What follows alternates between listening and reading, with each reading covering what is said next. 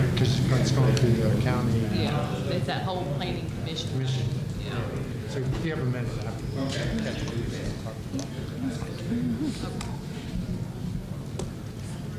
Can you hang around for a minute? Okay, good morning. It's now 9 a.m. The monthly meeting of the Fairfield Glade Community Club Board of Directors will come to order. This morning's meeting is open to all members of the community club and is being recorded for viewing on the community club website, and we are also live streaming this morning's meeting for member viewing.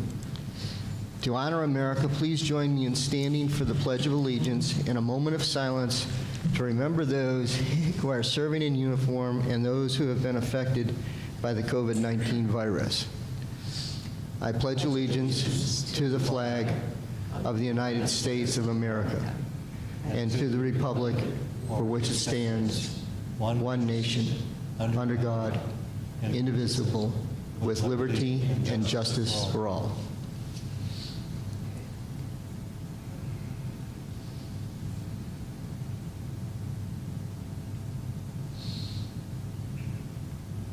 Thank you.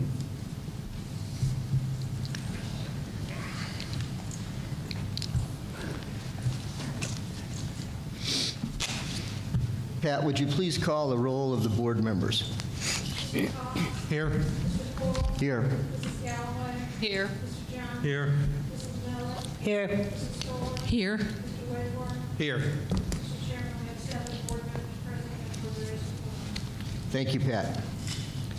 May I have a motion to approve the minutes of the prior board meeting held on August 26, 2021? I so move. Is there a second? Second. Is there any discussion? All those in favor say aye. Aye. Opposed, say nay. The minutes of the August 26, 2021 board meeting are approved. This morning in the audience we have Cumberland County Mayor Alan Foster is here. And Mayor, would you like to make a few comments? Thanks for having me out again. Can you all hear me? All right, thank you for having me out again. I appreciate this opportunity. I've tried to bring better weather in than I brought, according to you, at the parade Saturday, but I think it's behind me coming this way, so hopefully that breaks soon. A couple of items from the commission meeting. The Downtown Crossville has a Go Upper Cumberland deviated fixed bus route, and we are actually getting ready to have bus shelters installed. So if you see those, it's a great way if you just want to come in, park, hop on the bus, and go around town. There's a great way of public transportation there. So you're going to see some of those things, and the big thing is the county approved easements to allow the city to go in with a sidewalk and lighting project downtown Crossville. So that's really going to change the look of downtown. It's something that's been much needed for a long time. Highway 127 work is underway, and so is Interstate Drive, which goes from Genesis Road to 127. So if you're in those areas, be cautious. There's a lot of work, a lot of machinery in those areas.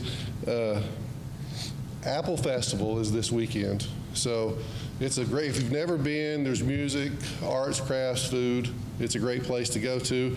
And if you go on your way out, turn left and go into our animal shelter, because we're having a Clear the Shelter event this weekend, and the fees are reduced thanks to a kind donation from Wags and Whiskers. So the fees are reduced. If you're looking for a dog or a cat, please stop by and we can accommodate you and your needs.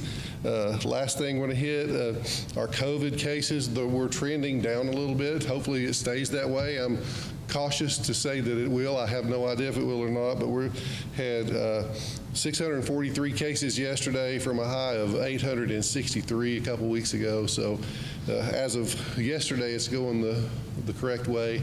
It continues to be mostly unvaccinated that are in our hospital and in ICU here in Cumberland County and in the Covenant Health as a whole. And if you're interested in seeing that data, Covenant has released it on covenanthealth.com. You can go there and look at it and see what they have there. So that's all I have. Do y'all have any questions? I'd be more than happy. Cumberland County COVID deaths are like 33% higher than the national average.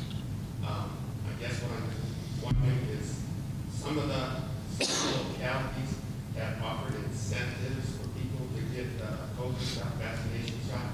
And I'm wondering if you have any, if the board or yourself has done anything to maybe hire some type of consultant to find out why people in Cumberland County are not getting shots so that we could get fewer deaths in the county. Well, at this point, I don't think it's a matter of education. I don't think that's what it is at all. People, if you're not educated on COVID at this point, if you don't, people have made their beliefs, they understand what it is, and from the people I've talked to, they have thought about it, they have performed the calculus, and they said that they're willing to take their chances. I know doctors, I know lawyers, I know paramedics, nurses, you name it, people that are choosing not to do it. I personally have been vaccinated. When I was eligible, I went. I encourage it. I think it's the right thing to do.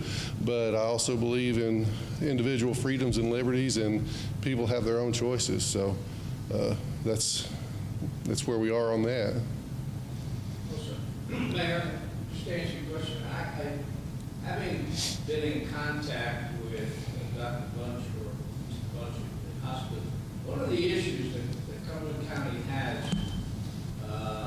probably, I don't know, maybe the highest in the state of Tennessee, but we have a very high rate of diabetes and obesity. I got to tell you, these are compromising positions to be in, getting COVID. We're one of the worst counties in the state. There is a lot. So it's not, I'll bet you there's counties out in California where they're, drinking white wine and running every day, or on fish and skinny. They're not dying.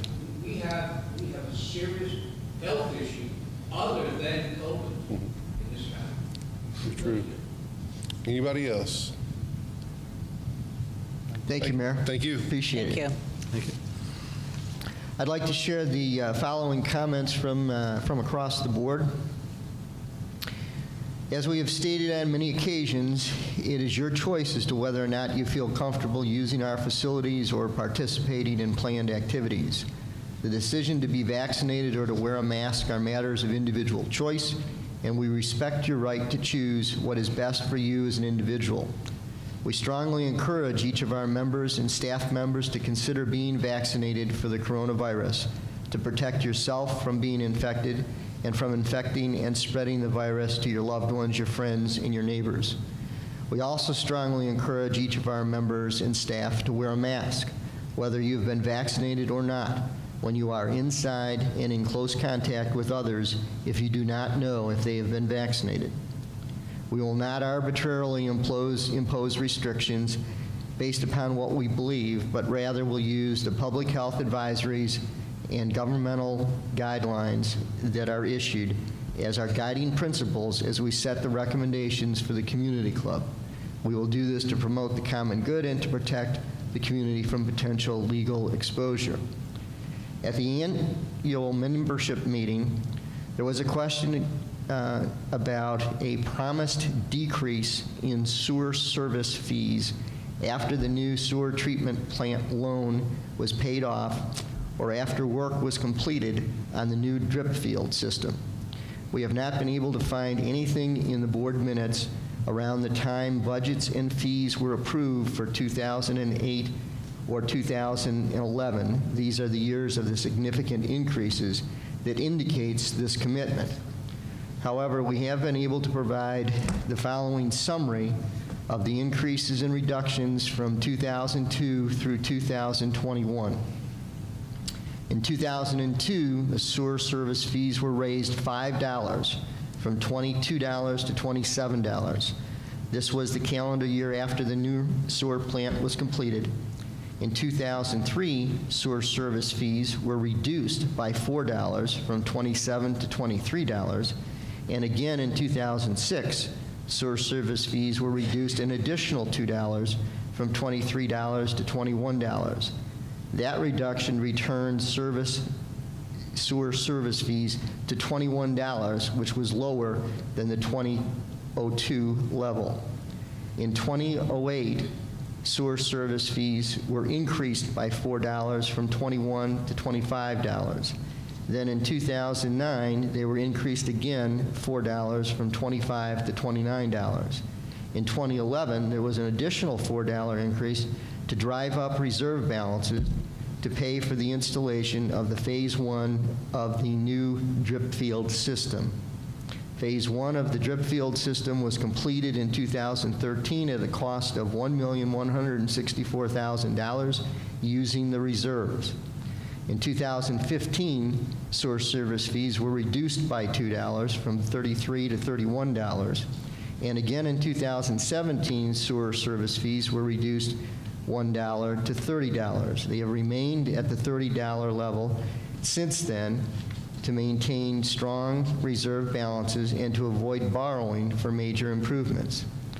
Over the 13-year period from 2008 to 2021, sewer service fees increased from $25 to $30, a net increase of $5. During that same 13-year period, a $1 million plus drip field system was installed, a $1 million plus secondary force main was installed, and all sewer department debt has been retired. Our sewer department reserve balances remain strong. In 2020, we engaged a firm to conduct a 10-year sewer system study to determine what improvements would be needed and when. The initial draft of the results of that 10-year sewer system study have been received and will be reviewed to determine what actions are needed. We expect to have recommendations for consideration at the December board meeting. There was also a request to clarify parking on roadways. Our Fairfield Glade Chief of Police has shared that should you encounter a dangerous situation where travel lanes are blocked by a parked vehicle, please report the situation to our Fairfield Glade Police Department by calling 931-484-3785. Please do not confront the driver or occupants of the parked vehicle directly. The question was also raised regarding roadway shoulders. All of our roadways in Fairfield Glade are county roads, and the community club relies on Cumberland County for routine road maintenance. Some roadways have narrow shoulders that require drivers to be attentive and to strictly adhere to the posted speed limits. Should you believe that a given stretch of roadway needs repair or that the width of the shoulder needs attention, please reach out to our Fairfield Glade Public Works Department by calling 931-707-2135. Our Public Works Department will investigate the situation and then will coordinate with the Cumberland County Road Department to address the situation. Here are our latest updates on our major capital projects. We've completed our initial summer entertainment season at the new Mirror Lake Entertainment Area known as The Grove, and we are grateful for the strong and enthusiastic support of this venue. Construction on the Racket Center renovation project continues with work on the original Pro Shop and check-in area that will include additional restrooms with showers. The project remains on track to be completed in November, depending on the weather and material availability. We have started the initial planning for the next phase of the Robin Hood Park expansion project and have received the site survey results. This morning, we will consider 2 purchase requisitions to move the next phase of the project forward. We look forward to additional community amenities, including a new pavilion with restrooms and bocce ball courts in time for Memorial Day next year. We continue to work with the architect to review alternatives to update the Heatherhurst snack bar area. And then the recently announced Druid Hills Advanced Planning Team continues to work on the initial planning process to determine what the next Druid Hills Clubhouse facility should provide for our growing community. Information concerning the Druid Hills Advanced Planning Team is available on the Community Club website, and members who would like to share additional comments regarding the Druid Hills project can reach out to the Druid Hills Advanced Planning Team by sending email messages to the planning team at druidhillsprojects@fairfieldglade.cc. And that is our September update from across the board. We'll now turn to the treasurer's report. Bruce?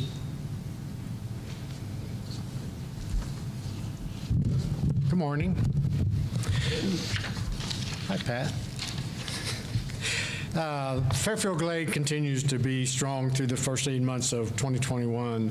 I'll remind you that the numbers in parentheses in the script relate to the numbers on the data sheets if you want to refer back and forth.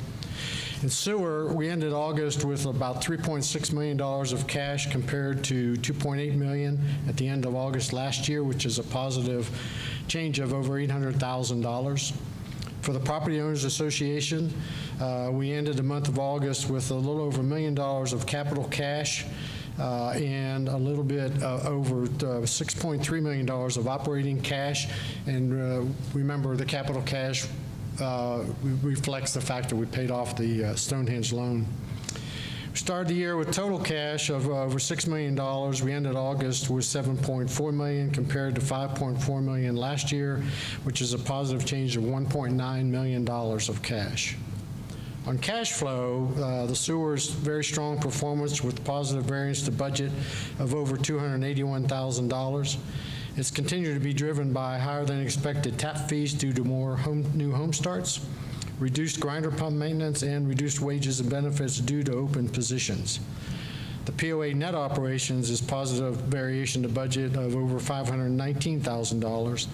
The main drivers between these savings are in the following areas.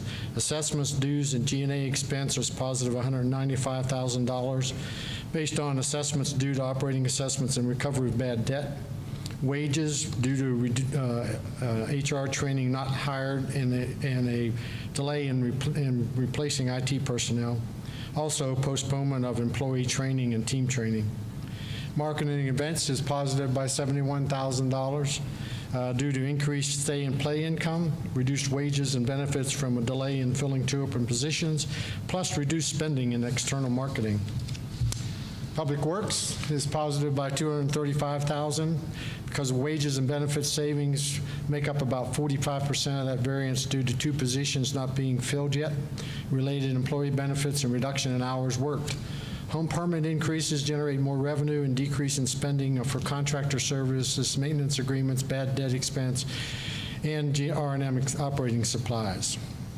And the amenities were positive over $587,000 to budget. Food and beverage is positive $55,000. The majority of that savings is due to F&B discontinuing banquets and restaurant event operations for $47,000 of the variance.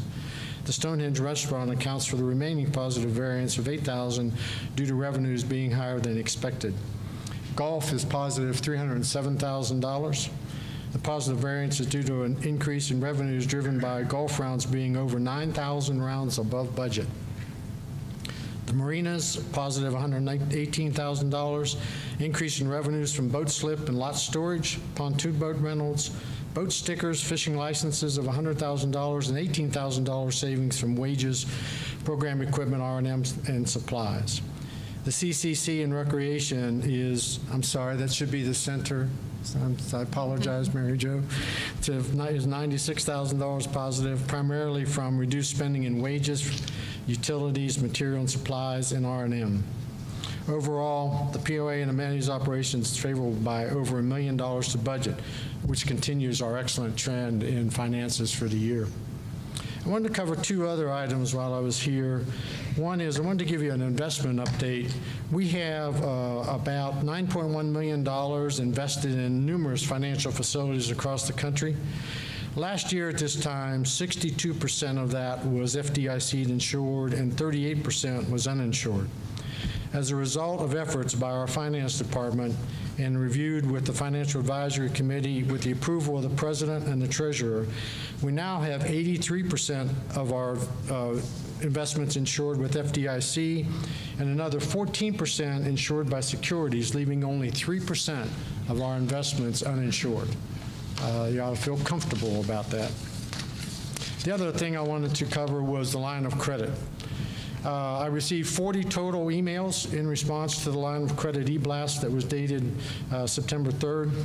Of those, 27 were supportive of the line of credit, 5 were opposed to the line of credit, and 8 had questions and/or comments without stating a position. We did receive the appraisals on the golf courses for Druid Hills. The appraised value of Druid Hills is $3.5 million, while Dorchester Golf Club appraised at $3.2 million. After continued discussions with the bank, an agreement was reached to use 80% of the appraised value, which will establish a line of credit of $5.4 million with a maturity date of 3 years from the origination of the loan, with an interest rate fixed at the Wall Street Journal prime rate, which right now is 3.25%. This proposal will be voted on today. And the reason we didn't do the $7 million that we were talking about was it would have taken another golf course in order to get to that $7 million. And we elected that we did not want to tie up a third golf course in establishing that line of credit. So we settled to establish the line of credit at $5.4 million and just use Dorchester and Druid. Any questions? Okay, if you think of some later, or if you're online and you want to have questions, my email address is here. Please send me some emails and I will respond. Thank you. Thank you, Bruce. Bob, would you deliver the general manager's report, please? Yes, thank you. The new path from Peavine to Village Drive on Catoosa is now complete. And so now you have a good loop that you can walk around Village and Catoosa and then along Peavine as well. All street lights planned on roads intersecting Peavine Road are now installed. So if you see any issues there, please let us know and we can get with VEC to make some adjustments. And then speaking of VEC, they'll be mowing all the areas that they sprayed this year, and that should happen in the next few weeks. So we should see that, and that'll be a good change. Year-to-date golf rounds through last month were about 103,000, and as Bruce mentioned, that was 9,000 more than budget. Average rounds per course per day open, 116 compared to 105 in 2019, so still having a very strong year for golf. And that's all I have. Okay, thanks, Bob. The resort report, Barb. Good morning. Wyndham Timeshares month to date is 2,895, and year to date we've had 42,327 visitors. As far as timeshare revenues, the center has brought in 12,644 year to date, and that's 5% of like revenue. Racket Sports, 8,300, 5%. Dartmoor is 123,500, which is 45%. St. George, 53,000, which is 28%. Golf, 552, which is 11%. Food, 188,000, which is 19%, for a total of just shy of $1 million at 984,000, which is an average of 14% of like revenue. Thank you. Thank you, Barb. The Architectural Control Committee report, Sam? Thank you. Miscellaneous approvals, which are changes to existing homes. Year to date is 1,316. The same time last year was 1,210.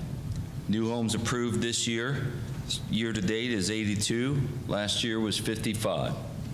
New homes started through year to date is 66, and last year was 55.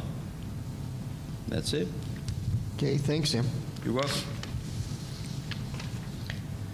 We have a couple of items that we want to give some updates regarding unfinished business. And Bruce, did you want to talk about the response regarding the Grove expenses? Yeah, we had a member who asked about the Grove expenses in detail. And during the planning phase of the Grove, discussions were held with Fairfield Glade Land on the project, and the Fairfield Glade Community Club committed to investing in the project to the extent that it ensured quality paths and path lighting. After continued discussion, it was decided that this would also include the dance floor in front of the stage, since it is an integral part of the walking paths.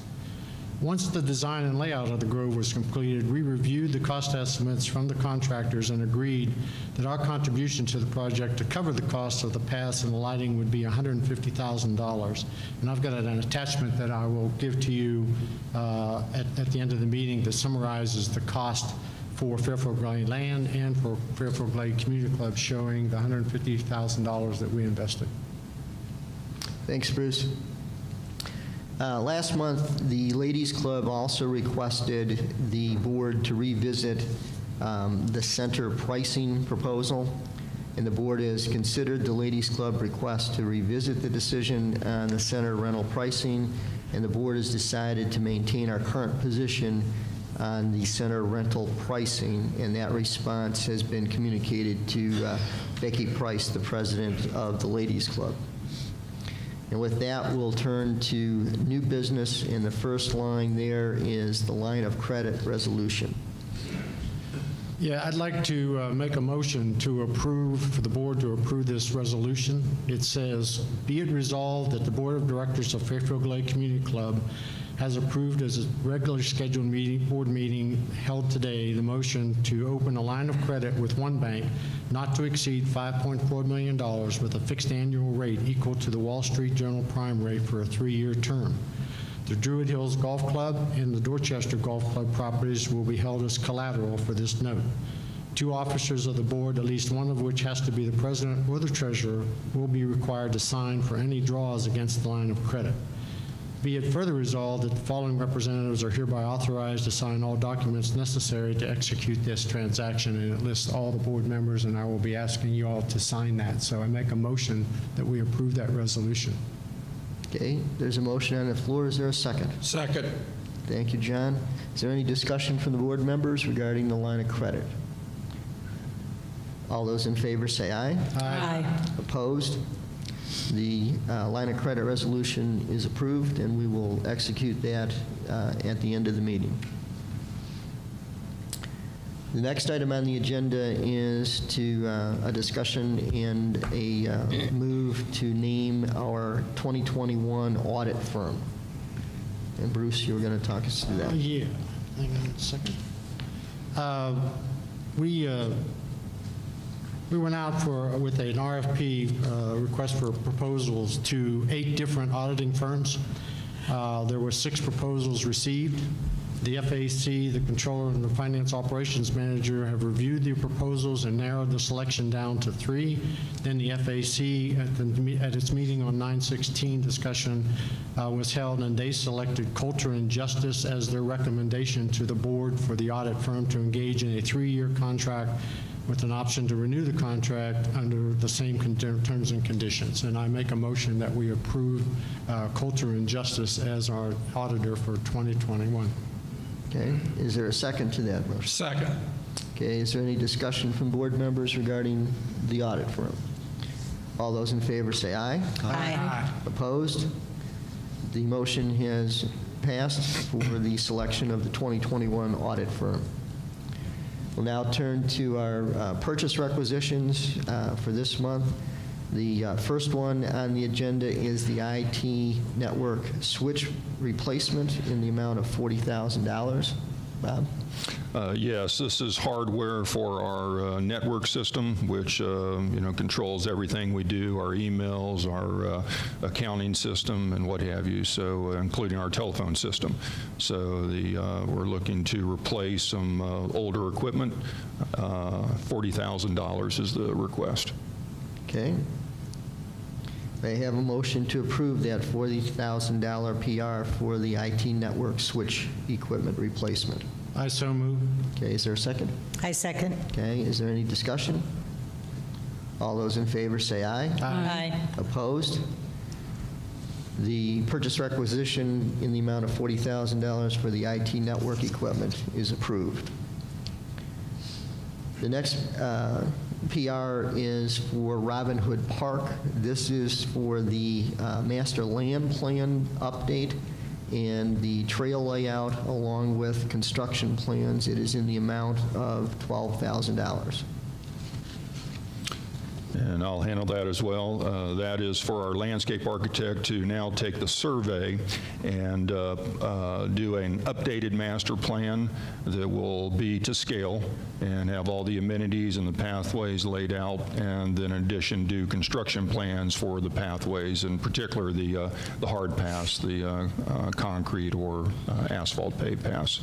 That's $12,000. Okay. May I have a motion to approve that PR for $12,000? Motion to approve the master plan update for Robin Okay. Hood Park in the amount of $12,000. Okay, is there a second? I'll second that. Okay.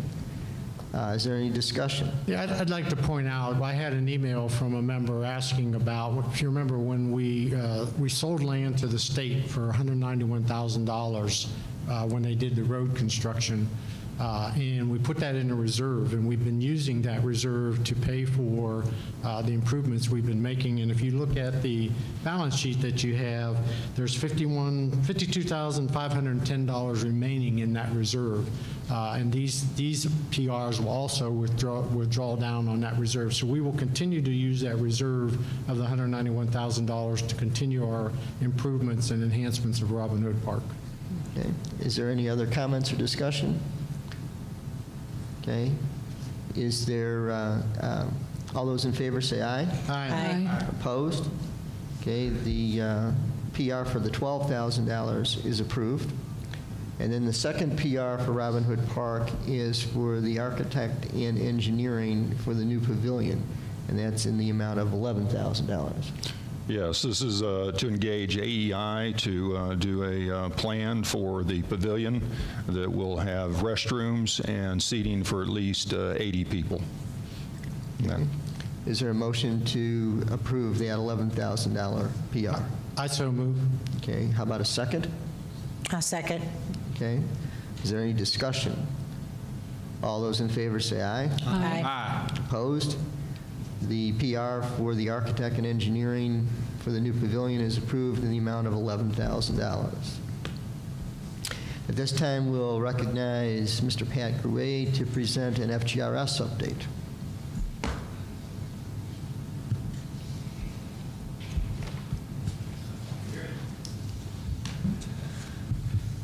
Hey, Bruce, do you sell stock in that sewer department?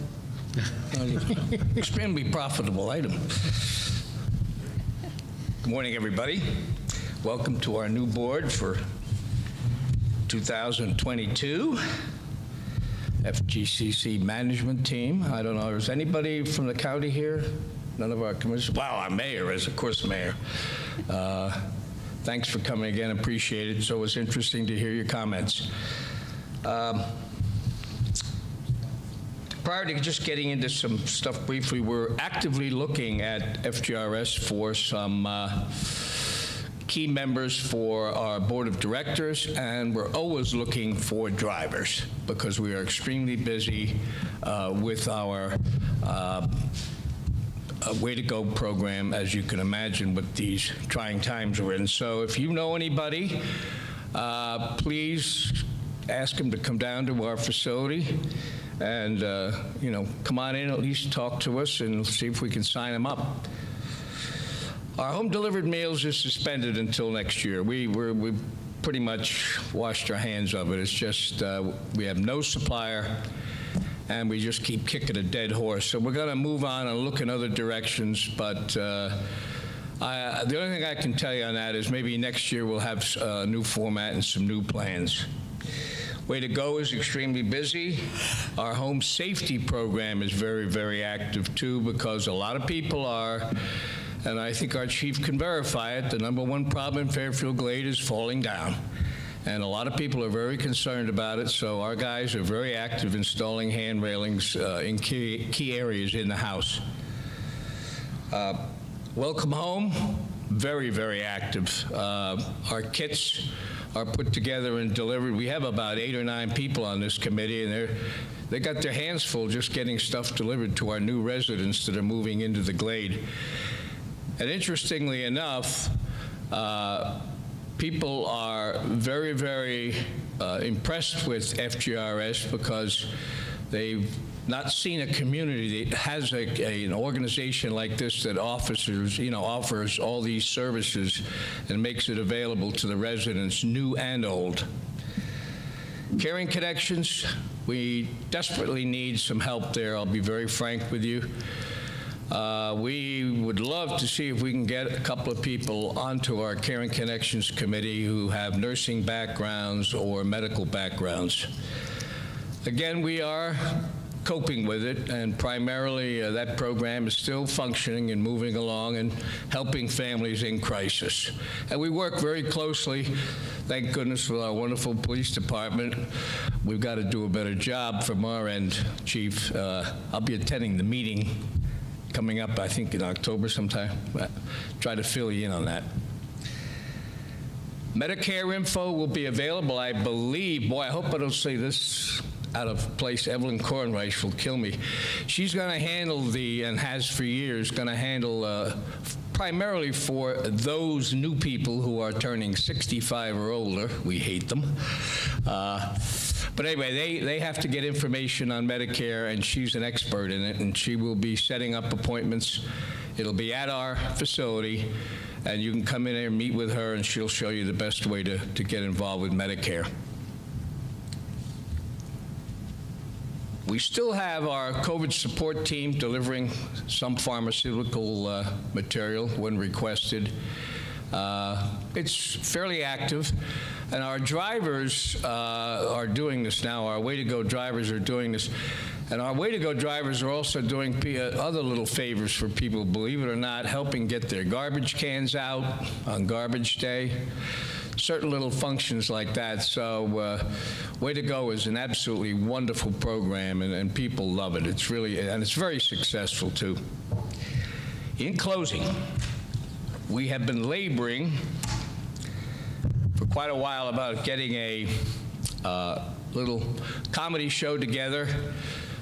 We finally have tickets, hopefully, will be available Friday. They will be distributed at the Center, Fairfield Glade office, and online through the Palace Theater. But on Friday, Thursday, I believe it is, October 14th, there'll be a nostalgic comedy night. A gentleman by the name of Randy Riggle, who's a Vegas comedian, will be here for one evening, and he will open at the Palace. And he's rather well known. He's on the Strip and has written for Jerry Seinfeld, etc. And he's actually pretty popular. And this show will be from about 7 to 8:30. The doors will open at 6. It'll be at the Palace Theater, and it's Thursday, October the 14th of this coming year. Again, as I mentioned, tickets can be purchased right here through the Glade and through the email of the Palace Theater. Our sponsors this year are Witt Financial, Kirk Automotive, Best Friends Veterinarian, and Good Times Liquor. So that's it, and we hope you'll all support it. The tickets are the outrageous price of $20 a pop, and it would help us in keeping our funding going for programs coming on next year. Any questions? I got off light. Thank you, Pat. Okay, thank you. Appreciate it. Okay. This time we'll recognize any Fairfield Glade residents to share comments. Please move to the podium and state your name and your address, and limit your comments to no more than 3 minutes in length. Thank you. Okay, seeing no comments, we'll go ahead and move to adjourn. Is there a motion to adjourn? So moved. I second. Okay, is there any discussion? All those in favor say aye. Aye. All those opposed say nay. The motion to adjourn is passed. We stand adjourned.